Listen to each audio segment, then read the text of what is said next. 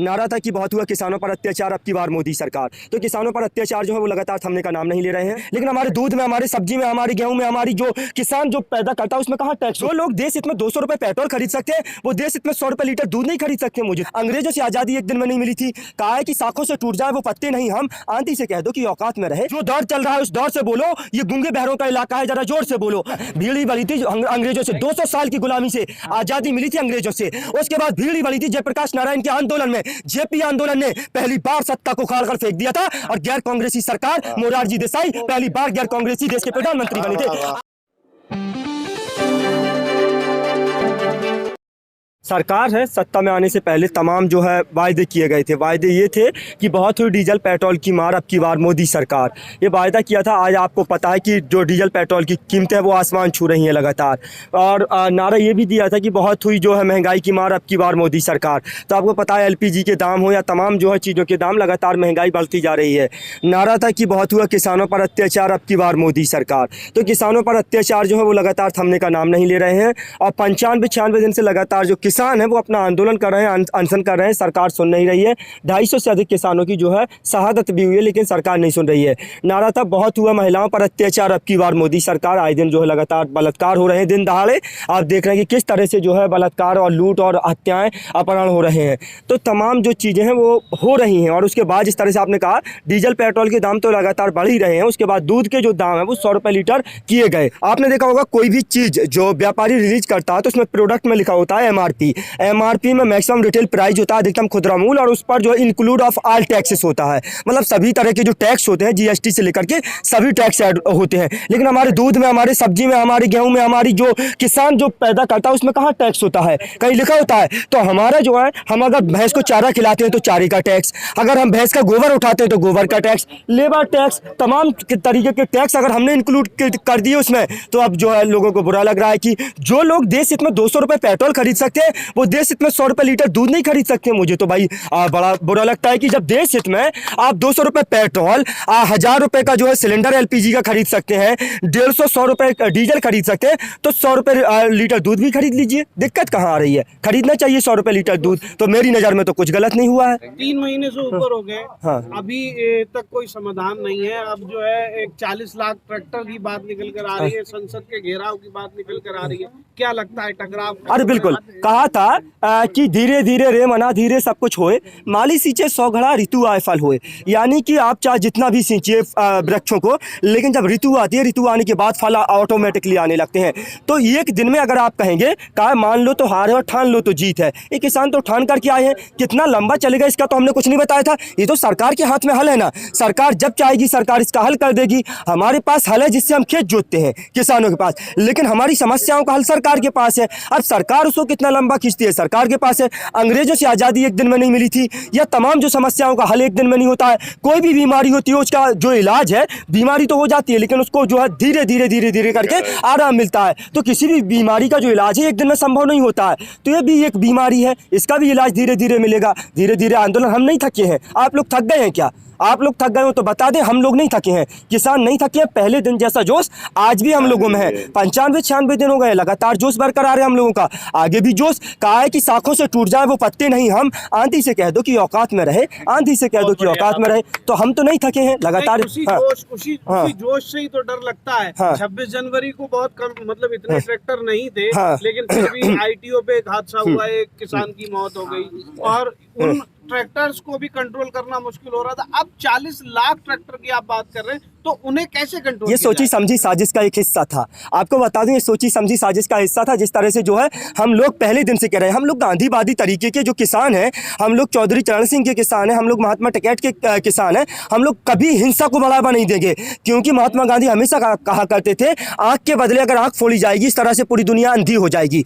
जो जवान हमारी जो सुरक्षा करते हैं वो जवान हमारे किसानों के बेटे हैं, हमारे भाई हैं, हमारे चाचा, हमारे ताऊ हैं। हमें पता है कि जो है जय जवान जय किसान, और हम ही जवान हम ही किसान, हम ही जवान हम ही किसान है, लेकिन एक प्रोपोगेंडा करके एक सुनियोजित तरीके से, एक जो सुनियोजित तरीके से तमाम चीज़ों को अंजाम दिया गया था। इस चीज़ को आप समझ लीजिए। एक बात बताइए, हम जो किसान थे वो ITO तक पहुंचे, उसके बाद हमें वापस भेज दिया गया। ये किसान तो अपने जो है हर बार कई बार तो जो है जो कस्बे होते हैं, गाँव होते हैं, उनका रास्ता भूल जाते हैं। इन शहरों के रास्ता हर 6 महीने में, साल भर में बदल जाता है। हमें नहीं पता था। जो आपने 100 किलोमीटर का रोड मैप तैयार किया था दिल्ली पुलिस ने, और जो पुलिस ने हमें जो परमिशन दी थी, उसके बाद आपने टैंकर खड़े कर दिए, जो हमें डाइवर्ट करवा दिया। जो रूट हमारा था वो डाइवर्ट करवाया गया और दूसरे रूट से भेजा गया, तो हम लोग नहीं पहुंचे। और हम तो पहले दिन से कह रहे हैं, अगर जिसने हिंसा फैलाई है, जो अराजक तत्व है, उनकी पहचान करिए, आप चिन्हित करिए। ये गृह मंत्रालय का फेलियर है और आपकी तमाम जांच एजेंसियों का फेलियर है। जिस लाल किले पर परिंदा पर नहीं मार सकता, उस लाल किले पर कैसे पहुंच गए, कैसे झंडा फहरा दिया गया? अगर कुछ हुआ है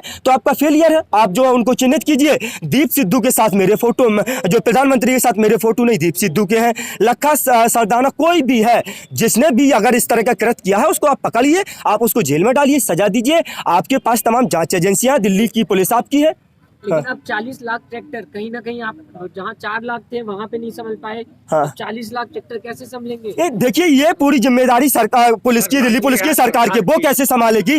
अरे भाई, हमारी बात क्यों नहीं सुन रही है? हम 96 दिन से यहाँ पर जो बैठे हैं, हमारी बात सुन ले तो नौबत क्यों आएगी, क्यों जाएंगे हम? लेकिन हमारी जब बात नहीं सुनेगी तो कहा है कि जो दौर चल रहा है उस दौर से बोलो, ये गूंगे बहरों का इलाका है, जरा जोर से बोलो। जिस दौर में जो है हमारी बात जिस तरह से सुनी जाएगी उस तरह से सुनाएंगे। क्यों नहीं हमारी बात सुनी जा रही है? 95-96 दिन से हम जो है शांतिपूर्ण तरीके से आंदोलन कर रहे हैं, हमारी बात को नहीं सुना जा रहा। तो जैसे भी सरकार हमारी बात को सुनेगी, हम वैसे सुनाएंगे। ये दिल्ली की जो देश की राजधानी है वो हमारी है, पूरा देश हमारा है, देश का कोना कोना हमारा है। हम दिल्ली भी जाएंगे, हम बंगाल भी जाएंगे, असम भी जाएंगे, कश्मीर से कन्याकुमारी, असम से लेकर गुजरात तक हमारे ट्रैक्टर हर जगह जाएंगे, हम किसान हर जगह जाएंगे हम हर जगह। सरकार की जिम्मेदारी है हमारे ट्रैक्टरों को कैसे काबू करेगी, कैसे हमें जो रोड मैप दिया जाएगा, कैसे कंट्रोल किया जाएगा, ये सरकार की जिम्मेदारी है। ये जी। लेकिन भीड़ बढ़ाने से कानून तो वापस अरे मैं बता देता हूँ। ये आपने कहा, नरेंद्र सिंह तोमर जो कृषि मंत्री, उन्होंने कहा भीड़ बढ़ाने से कानून जो है वापस नहीं होते हैं। उनको EVM पे भरोसा है। भीड़ बढ़ाने से तो कानून क्या, सत्ता और व्यवस्था परिवर्तन हो जाती है। मेरी बात आप लिख करके रखिए। भीड़ बढ़ती है ना, भीड़ ही बढ़ी थी अंग्रेजों से। 200 साल की गुलामी से आजादी मिली थी अंग्रेजों से। उसके बाद भीड़ ही बढ़ी थी जयप्रकाश नारायण के आंदोलन में। JP आंदोलन ने पहली बार सत्ता को उखाड़ कर फेंक दिया था और गैर कांग्रेसी सरकार, मोरारजी देसाई पहली बार गैर कांग्रेसी देश के प्रधानमंत्री बने थे। आप कहते हैं कि जो भीड़ से जो है कानून वापस नहीं होते। अरे सत्ता और व्यवस्थाएं परिवर्तन हो जाती है भीड़ से। ये भीड़ बताइए, इतिहास लिखेगी ये भीड़। जिस तरह से जो पंजाब मिजोरम के नगर निकाय के नतीजे आए और उसके बाद बंगाल और UP तमाम जगह के नतीजे बताएंगे कि भीड़ क्या तय करेगी। भीड़ से ये मैं डंके की चोट पर कहता हूं, ये सरकार घुटनों पर आएगी, कृषि कानून वापस लेगी, उसके बाद MSP पर कानून बनाएगी, किसानों से माफी मांगेगी। क्योंकि ये कृषि प्रधान देश है भाई साहब। कृषि प्रधान देश में आप हिटलरशाही और तानाशाही नहीं चला सकते हैं। ये लोकतांत्रिक व्यवस्था है, हम विश्व का सबसे बड़ा लोकतांत्रिक शक्ति है, लोकतांत्रिक देश है। आप वहां पर तानाशाही, हिटलरशाही नहीं चला सकते हैं। किसान सड़कों पर है। हाँ, तकरीबन 3 महीने से ज्यादा का वक्त बीत चुका है। वहीं पर जो युवा है वो बेरोजगारी के वो कह रहे हैं कि भाई मोदी जी हमें रोजगार दो, ये ट्रेंड चला रहे हैं ट्विटर पर। लेकिन प्रधानमंत्री और तमाम पार्टी के नेता चुनाव में व्यस्त हैं। देखिए, ये इससे शर्मनाक क्या होगा, इससे शर्मनाक क्या होगा मुझे समझ में नहीं आता है। जो सरकारें कहती थी बहुत हुई बेरोजगारी की मार, अब की बार मोदी सरकार। जिस सरकार ने वायदा किया था हम सत्ता में आएंगे तो 2 करोड़ लोगों को रोजगार देंगे, 2 करोड़ युवाओं को नौकरी देने वाली सरकार पूरी तरह से विफल रही। उसने प्राइवेट सेक्टर की जो नौकरियां छीन ली। सरकारी सेक्टर में तो आप नौकरी देने में कामयाब नहीं हुए। प्राइवेट सेक्टर की जो कंपनियां हैं, कोरोना काल में तमाम जो कंपनियां हैं वो लगातार बंद होती जा रही है। प्राइवेट सेक्टर में नौकरी लगातार छीनी जा रही है। अगर आप 2 करोड़ लोगों को रोजगार देते तो पिछले 7 सालों में 14 करोड़ युवाओं को रोजगार मिलना था। लेकिन एक बात बताइए, एक माँ बाप जो खेती किसानी करते हैं, मेहनत मजदूरी करते हैं, जो 200-400 रुपए कमाते हैं और उसके बाद अपने बच्चों को पढ़ाते लिखाते हैं इस आस उम्मीद के साथ कि हमारा बच्चा पढ़ लिख करके नौकरी करेगा ताकि हमारा सहारा बनेगा, हमारे बुढ़ापे का सहारा बनेगा, माँ बाप का सहारा बनेगा, अपने भाइयों का सहारा बनेगा, बहनों की शादी करेगा। इसी आस उम्मीद के साथ कर्जा लेकर के, सूदखोरों से, बैंक से लोन लेकर के उन बच्चों को पढ़ाया लिखाया जाता है। उम्मीद उम्मीद के साथ, क्योंकि मोदी सरकार ने वादा किया था कि हमारी सरकार आएगी, सत्ता में आएंगे 2 करोड़ युवाओं को रोजगार दिया जाएगा। लेकिन जब वो पढ़ लिख कर के युवा जब अपना जो एंट्रेंस क्लियर कर लेते हैं, एग्जाम क्लियर कर लेते हैं, उसके बाद भी उन्हें ज्वाइनिंग लेटर नहीं दिया जाता, उनको नौकरी नहीं दी जाती है, तो क्या करेंगे वो? उनके पास कोई ऑप्शन नहीं बचता है। इसी वजह से जब किसान अपनी जो है लोन लेता है, कृषि का जो नहीं चुका पाता है, सरकारों की दर दर की ठोकरें खाकर वो आत्महत्या कर लेता है किसान, और उसका बेटा जब पढ़ लिख कर उसको नौकरी नहीं मिलती है, वो फांसी का फंदा चूम लेता है, आत्महत्या कर लेता है और वो फांसी के फंदे पर लटक जाता है। ऑप्शन ही कोई विकल्प ही नहीं बचता। बिल्कुल, मैं बता देता हूं, जिस तरह से लगातार सरकार और प्रधानमंत्री मोदी अपने मन की बात करते हैं, मन की बात आपकी किसी को नहीं सुननी, आप काम की बात कीजिए, आप काम की बात कीजिए। आप बताइए कि आपने 2 करोड़ रोजगार देने का वायदा किया था, आपने कितने किसान जो है नौजवानों को रोजगार दिया? आपने वायदा किया था अगर हम सरकार में आएंगे तो हम किसानों की आमदनी दुगनी कर देंगे। आपने किसानों की आमदनी दुगनी करके नहीं, उनको सड़क पर बिठा दिया है। आपने वायदा किया था कि हम आएंगे तो महिलाओं की सुरक्षा बढ़ेगी। आज दिन दहाड़े महिलाओं के साथ रेप, बलात्कार और अपराध हो रहे हैं। आप जो काम की बात कीजिए, मन की बात तो कोई भी व्यक्ति अपनी बीवी के साथ करता है, बच्चों के साथ करता है। आपको बीवी को आपने छोड़ दिया, बीवी, मैं पर्सनल मामलों में कभी नहीं जाता, लेकिन बीवी के साथ आप कर नहीं सकते। बच्चे आपके हैं नहीं, बच्चे हैं नहीं तो आपको बच्चों का दर्द पता नहीं होगा, आपको जो है युवाओं का दर्द पता नहीं होगा। किसानी आपने की नहीं, क्योंकि आप कहते हैं मैंने 35 साल भीख मांगी है, तो आपको किसानों का दर्द पता नहीं होगा। आप जो है लगातार आपने चाय बेची है, तो आपको किसानों का, युवाओं का जो पढ़ लिख कर, क्योंकि आप तो एमए करते हैं, बताते हैं कि मैंने एमए किया, पॉलिटिकल साइंस से एमए किया और उसके बाद आप बेरोजगार थे, चाय बेच रहे थे। इससे दुखद कोई किरत हो नहीं सकता। लेकिन हमें पता है कि जब हम पढ़ लिख कर हमें नौकरी नहीं मिलती है तो कितनी शर्मिंदगी महसूस होती है। समाज ताने मारता है और रिश्तेदार ताने मारते हैं, घर परिवार ताने मारता है, और उन तानों को जब सहन नहीं कर पाता है कि नौजवान डिप्रेशन में चला जाता है और उसके बाद जाकर के फांसी का फंदा चूम लेता है। क्यों? क्योंकि समाज के ताने, सामाजिक ताने बाने, घर परिवार के ताने, घर वालों के ताने, क्योंकि उन्होंने 10-20 लाख जो है पैसा उठा करके लगाया और उसके बाद पढ़ाया लिखाया कि लड़का जो है आगे चल करके नौकरी करेगा और जो है भविष्य का निर्धारण करेगा। लेकिन नहीं, सरकार तो नौकरी नहीं दे रही है, उल्टा रोजगार छीने जा रहे हैं। तो मोदी जी, मन की बात बंद करिए करना, आप काम की बात कीजिए। और जिस तरह से ट्विटर पर ट्रेंड होता है मोदी रोजगार दो, आप हटा देते हैं। ये तानाशाही नहीं है। अगर जो हमारा फंडामेंटल राइट्स है, फ्रीडम ऑफ स्पीच है, हमारे बोलने का अधिकार है, हमसे आर्टिकल 19 हमें अधिकार देता है फ्रीडम ऑफ स्पीच का, हमसे छीना जा रहा है। और आप क्या कह रहे हैं कि मेन स्ट्रीम मीडिया तो आपका पूरा पिछलग्गू है। अब मेन स्ट्रीम मीडिया आपके मन मुताबिक खबरें दिखाता है, उसका कुछ नहीं, लेकिन सोशल मीडिया दिखाता है। तो रविशंकर प्रसाद कानून मंत्री लेकर के आते हैं, कहते हैं कि अब जो हेट स्पीच होगा, हेट कंटेंट होगा, कार्रवाई की जाएगी, क्योंकि आप डर चुके हैं। आप सोशल मीडिया से, फ्रीलांसर पत्रकारों से, क्योंकि वो आपके अंकुश में नहीं है। तो कहा है कि राजेश जोशी की कविता की जो सच सच बोलेंगे मारे जाएंगे, जिस पागलपन में शामिल नहीं होंगे मारे जाएंगे।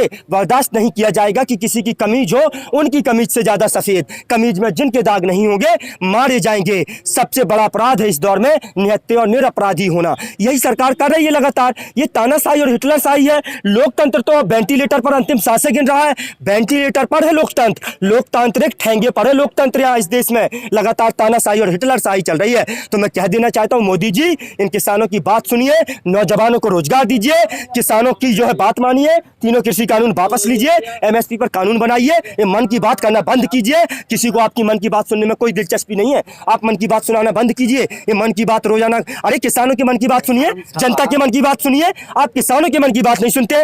मैंने जब ठंडी चल रही थी तो मैंने कहा था मोदी जी बहुत हुई मन की बात, आप सुनिए किसानों के ठिठुरते हुए तन की बात। ये किसान ठिठुर रहे थे, ठंड में कई किसानों की शहादत हुई, आपने नहीं सुना, आप मन की बात सुनाते। ये मोदी जी मन की बात सुनाना बंद कीजिए, हमारे मन की बात सुनिए, नौजवानों के मन की बात सुनिए, इन बुजुर्ग किसानों के मन की बात सुनिए, इन तमाम किसानों के, मजदूरों के मन की बात सुनिए और रोजगार दीजिए और किसानों के तीनों कृषि कानून वापस लीजिए, एमएसपी पर कानून बनाइए और उसके बाद जो है आप चाहे जो करिए। और जय हिंद, जय भारत। किसान यूनियन